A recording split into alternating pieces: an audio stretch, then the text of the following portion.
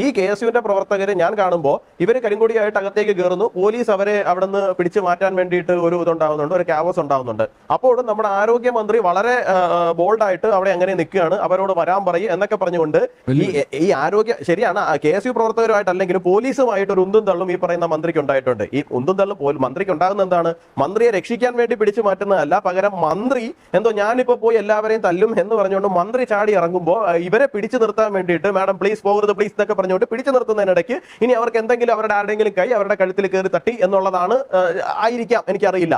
എന്നായിരുന്നാലും ശരി തന്നെയാണ് അവിടുത്തെ ദൃക്സാക്ഷികൾ ഉൾപ്പെടെ ഉള്ളവർ പറയുന്നത് നമ്മൾ കേൾക്കുന്നത്. ഇവർ നേരെ മൂന്നാമത്തെ പ്ലാറ്റ്ഫോമിലേക്ക് ഇറങ്ങി പോകുന്നു, മൂന്നാമത്തെ പ്ലാറ്റ്ഫോമിൽ അവിടെ നിൽക്കുന്നു. നമ്മൾ ആ വീഡിയോ കാണുന്നുണ്ട്, അവർ പടി ഇറങ്ങി പോകുന്നു, ഒരു കുഴപ്പമില്ലാണ്ട് അവർ ചിരിച്ചു കളിച്ച് നിൽക്കുന്നു. പെട്ടെന്ന് നമ്മുടെ സ്പീക്കറുടെ ഒരു രംഗപ്രവേശം ഉണ്ടാകുന്നു. രംഗപ്രവേശം ഉണ്ടായി കഴിയുന്നതോടുകൂടി ഇവര് കൈയൊക്കെ കഴുത്തിൽ വെച്ച് അവിടെ തിരിക്കുന്നു. മുഖ്യമന്ത്രിയുടെ ഫോൺ കോൾ വരുന്നു. അപ്പോൾ അഡ്മിറ്റ് ചെയ്യാൻ പോവുകയാണ് ആര്? നമ്മുടെ സ്പീക്കർ അങ്ങ് പ്രഖ്യാപിക്കുകയാണ്. ശ്രീ ജയേന്ദ്രൻ, നോക്കൂ, പുറത്തു വന്ന ദൃശ്യങ്ങളിലൊന്നും മന്ത്രിയെ KSU പ്രവർത്തകർ ആക്രമിക്കുന്നതായി ഞാൻ കണ്ടിട്ടില്ല കേട്ടോ.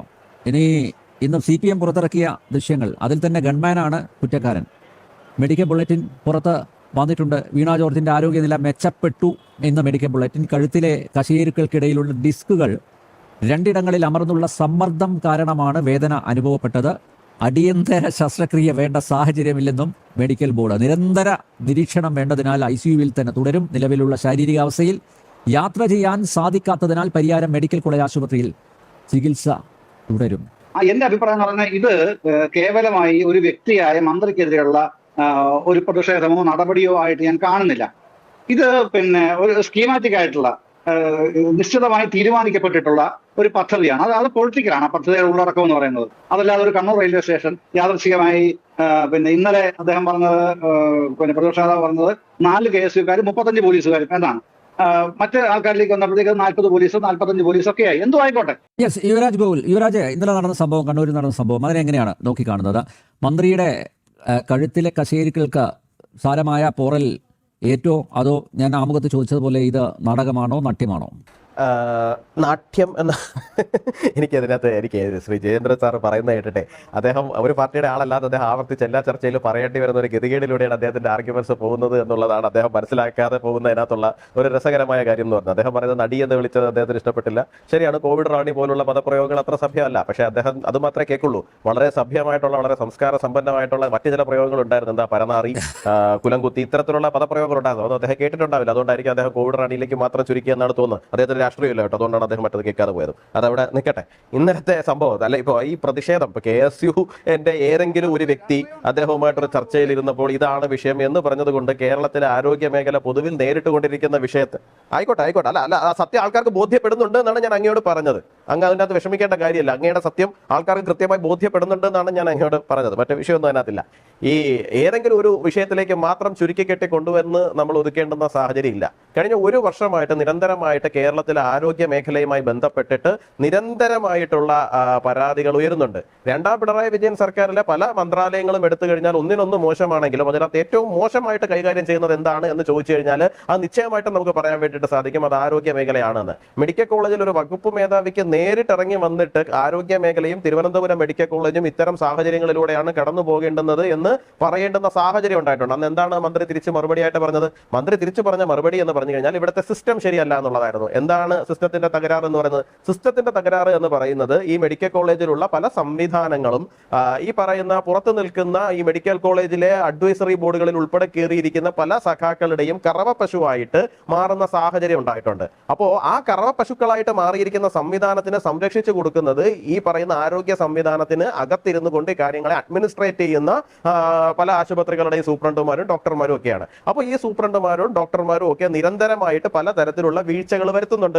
ഈ വീഴ്ചകൾ വരുത്തുന്നവരെ സംരക്ഷിക്കുക എന്ന് പറയുന്ന തലത്തിലാണ് കാര്യങ്ങൾ മുമ്പോട്ട് പൊയ്ക്കൊണ്ടിരിക്കുന്നത്. ഇപ്പോൾ കഴിഞ്ഞ ദിവസം ഞാൻ നേരിട്ട് പങ്കെടുത്ത ഒരു സമരമായിരുന്നു നെടുമങ്ങാട് ജില്ലാ ആശുപത്രിയുമായിട്ട് ബന്ധപ്പെട്ടിട്ടുള്ള. അവിടെ ഡോക്ടർ ബിന്ദു സുന്ദർ എന്ന് പറയുന്ന ഒരു വ്യക്തിക്കെതിരായിട്ട് നമ്മൾ സമരം ചെയ്യുന്ന സമയത്ത് അവിടെ ഉണ്ടായിരുന്ന സൂപ്രണ്ട് ആവട്ടെ, അവിടെ എത്തിയ DMO ആവട്ടെ, അവിടെ ഉണ്ടായിരുന്ന അവിടെ വന്ന DHS ആവട്ടെ, ഏത് തരത്തിലുള്ള നിലപാടാണ് സ്വീകരിക്കുന്നത് നമ്മൾ കണ്ടതാണ്. വളരെ ധാർഷ്ട്യത്തോടു കൂടി അവരെ സംരക്ഷിക്കും എന്നുള്ള നിലപാടാണ് എടുത്തത്. ഒടുവിൽ അന്വേഷണ റിപ്പോർട്ട് പുറത്തു വന്നപ്പോൾ എന്ത് സംഭവിച്ചു? ആ ഡോക്ടറിന്റെ ഭാഗത്തുനിന്ന് ഗുരുതരമായിട്ടുള്ള വീഴ്ച വന്നിട്ടുള്ളത് കൊണ്ടാണ് ആ കുഞ്ഞ് നഷ്ടപ്പെടുന്ന സാഹചര്യം ഉണ്ടായത് എന്നുള്ള യാഥാർത്ഥ്യം പുറം ലോകം അറിഞ്ഞു. കുറച്ച് നാളുകൾക്ക് മുമ്പ് ഇതേ ഡോക്ടർ സർജറി നടത്തിയിട്ടുള്ള ഒരു സ്ത്രീയുടെ മലാശയം മുറിഞ്ഞു. ആ സ്ത്രീ ജീവിതകാലം മുഴുവൻ അനുഭവിക്കണം.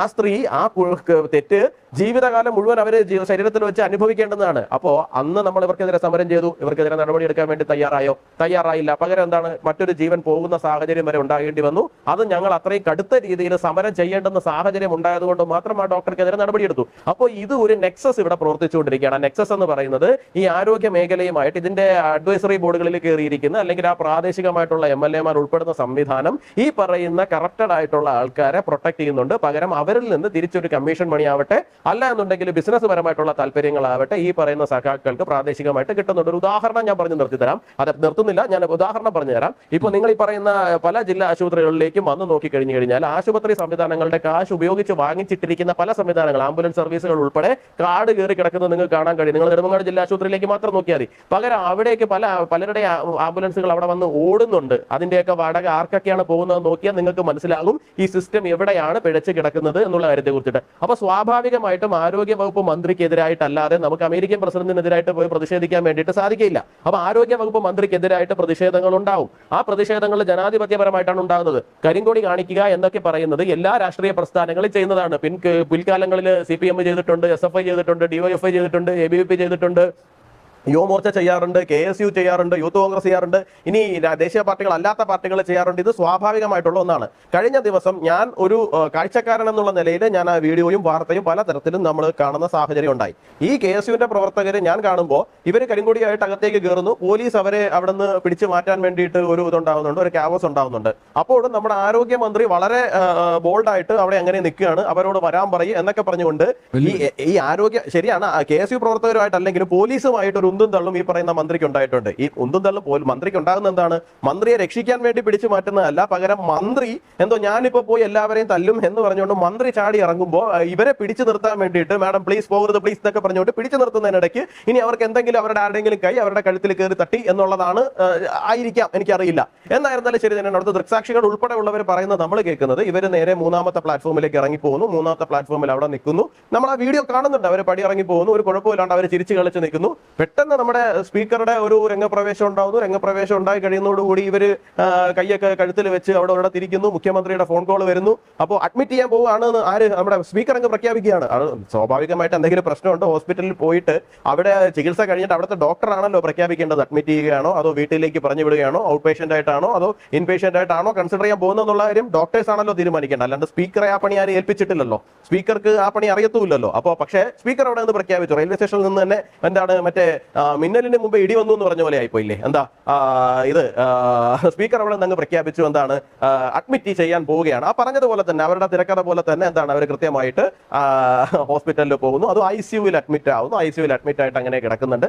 എന്താണ് ഇത് കണ്ടു നിൽക്കുന്ന ആൾക്കാർക്ക്, ഈ ചെയ്യുന്ന ആൾക്കാർക്ക് ഇല്ലെങ്കിലും കണ്ടു നിൽക്കുന്ന ആൾക്കാർക്ക് ഉളുപ്പുണ്ട് എന്നുള്ള കാര്യത്തെ കുറിച്ചെങ്കിലും അവർക്ക് കുറച്ച് ബോധ്യം ഉണ്ടാവേണ്ടുന്നതാണ്. നടി എന്നൊന്നും നമുക്ക് ഇനിയിപ്പോൾ വിശേഷിപ്പിക്കുന്നത് അത്രയ്ക്ക് ചേരുന്നതല്ല എന്നുണ്ടെങ്കിൽ നമുക്ക് തമിഴക രാഷ്ട്രീയങ്ങളിലുള്ളതുപോലെ കലൈഞ്ചർ, മറ്റേ പുരക്ഷി തലവി എന്നൊക്കെ പറയുന്നത് പോലെ നമുക്ക് നടിപ്പിൻ നായിക എന്നൊക്കെ ഉള്ള തലത്തിലേക്ക് നമുക്ക് പുതിയ വിശേഷണങ്ങൾ ചാർത്തി കൊടുക്കാവുന്നതാണ്. കുറച്ചുകൂടിയും ഗ്ലോറിഫൈഡ് ആണല്ലോ. അപ്പോൾ ഇതല്ലാതെ കേരള രാഷ്ട്രീയത്തിനകത്ത് ചർച്ച ചെയ്യപ്പെടേണ്ടുന്നതായിട്ടുള്ള ആരോഗ്യകരമായിട്ടുള്ള വിഷയങ്ങളുണ്ട്. ആ വിഷയങ്ങളിൽ നിന്ന് മുഴുവനും ശ്രദ്ധ തിരിച്ചു മാറ്റിക്കൊണ്ടു പോകാൻ വേണ്ടിയിട്ട് ഇത്തരം നാടകങ്ങളുമായിട്ട് CPM മുമ്പോട്ട് പോവുകയാണ് എന്നുണ്ടെങ്കിൽ നിങ്ങളുടെ കാര്യം വരുന്ന തെരഞ്ഞെടുപ്പിൽ എന്നല്ല ഇനി അങ്ങോട്ട് കേരളത്തിൽ അഹോ കഷ്ടം എന്ന് മാത്രമേ പറയാനുള്ളൂ. ഞാൻ ചോദിച്ചില്ല, ഈ മന്ത്രി ആക്രമിക്കുന്ന ഏതെങ്കിലും ഒരു ദൃശ്യം പക്കലുണ്ടോ? ഞാൻ അതാണ് പറയുന്നത്. ഇപ്പൊ അടിസ്ഥാന പ്രശ്നം പറഞ്ഞാൽ അവര് ആക്രമിക്കപ്പെട്ടു, കയ്യേറ്റത്തിനോ സംഘർഷത്തിനോ ഉള്ള പരിശ്രമം നടന്നു. അത് ആക്രമണം എങ്ങനെയാണ്, അത്തരം കാര്യങ്ങളൊക്കെ പോലീസ് നോക്കിക്കോളും. ചാർജ് ഷീറ്റ് വരും. അവരിപ്പോ ഹോസ്പിറ്റലിലാണ്. ഹോസ്പിറ്റലിൽ കിടക്കുന്ന മെഡിക്കൽ റിപ്പോർട്ട് മന്ത്രിയാകുമ്പോൾ സ്വാഭാവികമായും മെഡിക്കൽ ബുള്ളറ്റിൻ വരും എന്ന് അറിയാത്ത ആരുമില്ലല്ലോ. യുവരാജ്, ഈ ഡിബേറ്റ് നടക്കുന്ന സമയത്ത് മലയാളത്തിലെ 2 പ്രധാനപ്പെട്ട ദൃശ്യമാധ്യമങ്ങളിൽ ഇരുവർ സിനിമ ഓടിക്കൊണ്ടിരിക്കുകയാണ്.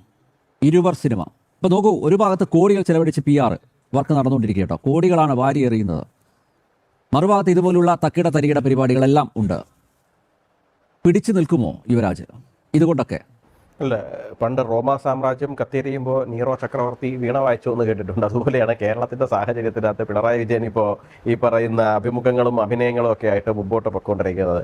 പിടിച്ചു നിൽക്കുമോ എന്ന് ചോദിച്ചു കഴിഞ്ഞാൽ എനിക്കറിയില്ല. കാരണം പ്രബുദ്ധത എന്ന് പറയുന്നത് നമ്മൾ ചുമന്നുകൊണ്ട് നടക്കുന്ന ഒരു സാഹചര്യമാണ്. സാധാരണ സാഹചര്യത്തിൽ അതിനകത്ത് പിടിച്ചു നിൽക്കാനും വേണ്ടിയിട്ടുള്ള യാതൊരു തരത്തിലുള്ള സാഹചര്യങ്ങളും നമ്മൾ കാണുന്നില്ല എന്നുള്ളതാണ് യാഥാർത്ഥ്യം. ഇപ്പോൾ ശ്രീ ജയചന്ദ്രൻ സാറ് പറയുന്നത് പോലെ തന്നെ കേരളത്തിന്റെ ആരോഗ്യ മേഖല വളരെ മികച്ചതാണ് എന്നുള്ള കാര്യത്തിനകത്ത് പറയുന്നതിനകത്ത് ഞങ്ങൾക്ക് ആർക്ക് യാതൊരു സംശയവുമില്ല. ഞങ്ങൾക്ക് ആർക്കും അത്തരത്തിൽ എന്തെങ്കിലും സംശയമുണ്ട് എന്ന് ഞാൻ പറഞ്ഞില്ല. കേരളത്തിലെ ആരോഗ്യ മേഖല കേരള സംസ്ഥാനം രൂപീകൃതമാകുന്ന 1956 നവംബർ മാസം 1-ാം തീയതിക്ക് മുമ്പേ നമ്പർ 1 തന്നെയാണ് നിൽക്കുന്നത്.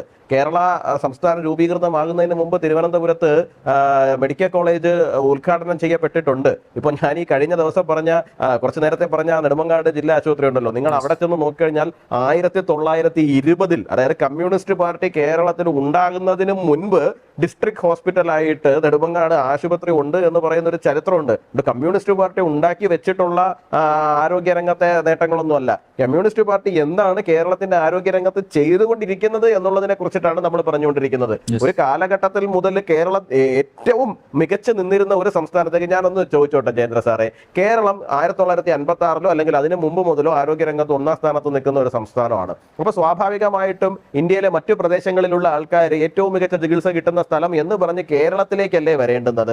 കേരളത്തിലേക്ക് അങ്ങനെ ആരെങ്കിലും വരുന്നത് നമ്മൾ ആരെങ്കിലും കണ്ടിട്ടുണ്ടോ? പകരം നമ്മൾ കാണുന്നത് എന്താ? കേരളത്തിന്റെ മുഖ്യമന്ത്രി ഉൾപ്പെടെ ചികിത്സ തേടി മറ്റു പല സ്ഥലങ്ങളിലേക്ക്, ഈവൻ ചെന്നൈയിലേക്ക് വരെ പോകുന്ന സാഹചര്യം നമ്മൾ കാണുന്ന അവസ്ഥയുണ്ടായി. നിങ്ങളപ്പോ എന്താണ് കേരളത്തിന്റെ ആരോഗ്യ മേഖലയോട് ചെയ്തത്? നിങ്ങൾക്ക് കൃത്യമായിട്ടൊരു ലോഞ്ചിങ് പാഡ് ഉണ്ടായിരുന്നു. ആ ലോഞ്ചിങ് പാഡിൽ നിന്നുകൊണ്ട് ഏത് മികച്ച അവസ്ഥയിലേക്കും കേരളത്തിനെ കൊണ്ടെത്തിക്കാനുള്ള സാഹചര്യങ്ങൾ ഉണ്ടായിരുന്നു. അത് ചെയ്തില്ല.